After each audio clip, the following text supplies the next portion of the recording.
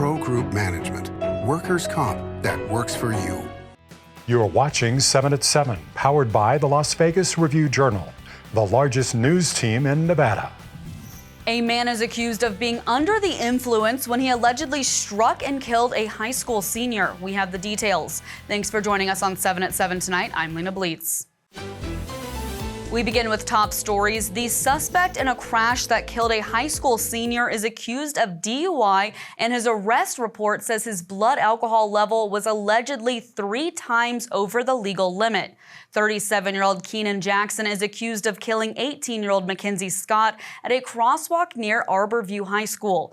Jackson faces charges of DUI resulting in death, reckless driving, and driving without a valid license. According to the arrest report, officers said Jackson had bloodshot eyes, a blank stare, and slurred speech.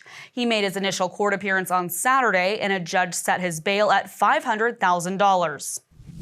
At Arborview High School, a makeshift memorial honors senior Mackenzie Scott, who was struck and killed just 25 days before she was scheduled to graduate. Senior Braden Bolter told the Review-Journal on Friday the students were all looking toward the new beginnings coming in their lives and, quote, "We were all on cloud 9 during 5th period. We heard that our grad walk got canceled out of nowhere. Then the rumors started getting around about what happened.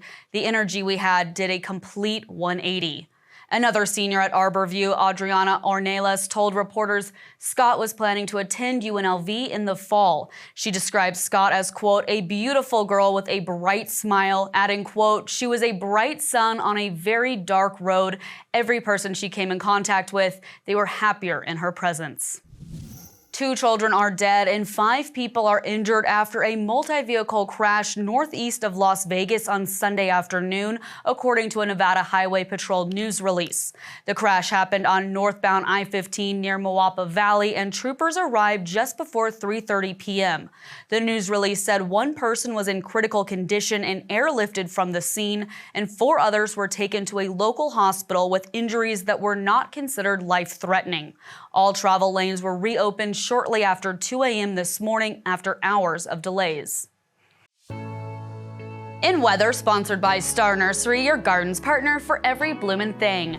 The rain is expected to continue into the night, clearing up around midnight, and temperatures will be dropping to an overnight low of 60 degrees around 4 a.m.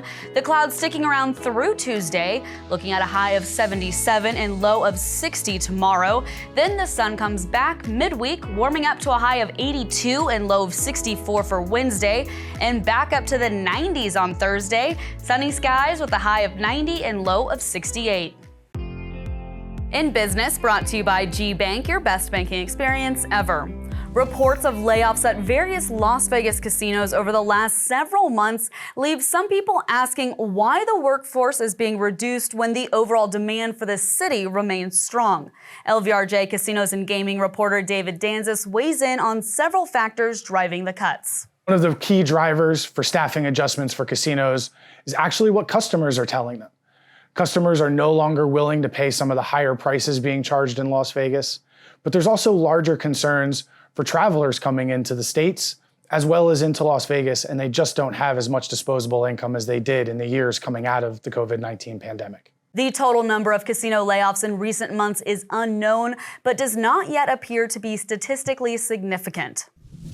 And another location of the discount grocery store Aldi is set to open on May 15th on South Rainbow Boulevard. The first 100 customers at the store will receive an Aldi gift bag with exclusive merchandise. The discount grocery chain, which mostly sells private label brands, announced last year that it would add 800 stores across the U.S., including 3 in the Las Vegas Valley. Sports brought to you by Station Casinos, SCN Sports. Download the app today. It's Heidi Fang here with your Golden Knights update. The team is facing the Edmonton Oilers in round 2 of the Stanley Cup playoff series. Ahead of this one, Bruce Cassidy hopes that the team doesn't bring it down to the wire and have so many nail biters. We're okay in close games. In fact, sometimes we have the lead, and I think sometimes we just want to make it close when you're sitting behind the bench. Like, I say that tongue in cheek, but it's like, really? We can't have an easy one tonight, and that's our team a bit, right? But we find a way at the end to pull together, and it's different people that get it done. Game 1 is Tuesday with a 6:30 p.m. puck drop at T-Mobile Arena. In Health, brought to you by Centerwell Senior Primary Care. Discover primary care focused on you. If you're at high risk for type 1 diabetes, then you can participate in a new study conducted by UNLV researchers. Participants should be between the ages of 2 and 45 and have a family history of type 1 diabetes. They will get a free screening designed to assess their risk of developing the condition. Research shows that people who have a relative with type 1 diabetes are 15 times more likely to develop diabetes themselves than the general population. To schedule a no-cost screening, call 702-671-4351. Sports betting brought to you by Las Vegas Paiute Tribal Smoke and Cigar Shop. The Cavaliers are 10-point home favorites over the Pacers Tuesday in Game 2 of their NBA Eastern Conference semifinal playoff series. Indiana is plus 360 on the money line at the Caesars Sportsbook to take a 2-0 lead after dealing Cleveland a 121-112 upset loss in Sunday's series opener. The Cavs are minus 220 favorites to win the whole series. The Minnesota Timberwolves are 7-point home favorites over the Golden State Warriors in the opener of their Western Conference semifinal series. Golden State is plus 222 on the money line. Minnesota is a minus 180 series favorite.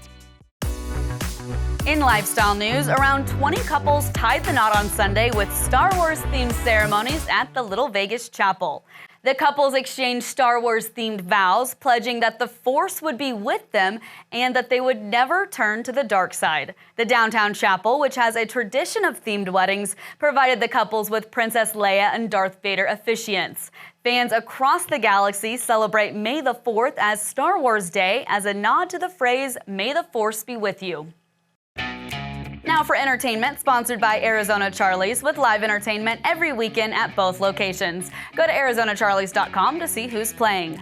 Josh Groban returns to the Vegas stage after more than 2 decades. LVRJ entertainment columnist John Katzlamidas has more on the singer's residency. Josh Groban is headlining his first residency ever at the Coliseum at Caesars Palace, beginning Friday and running through May 17th. But this is not the first time that Groban has been inside the venue. He actually attended Celine Dion's premiere in March of 2003, the first ever show at the Coliseum.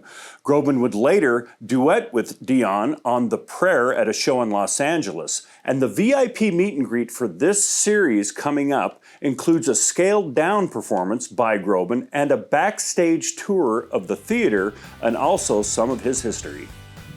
Thanks for watching 7 at 7 tonight. Watch 7 at 7 twice a day, Monday through Friday, and search Review Journal to follow us on your favorite streaming platform.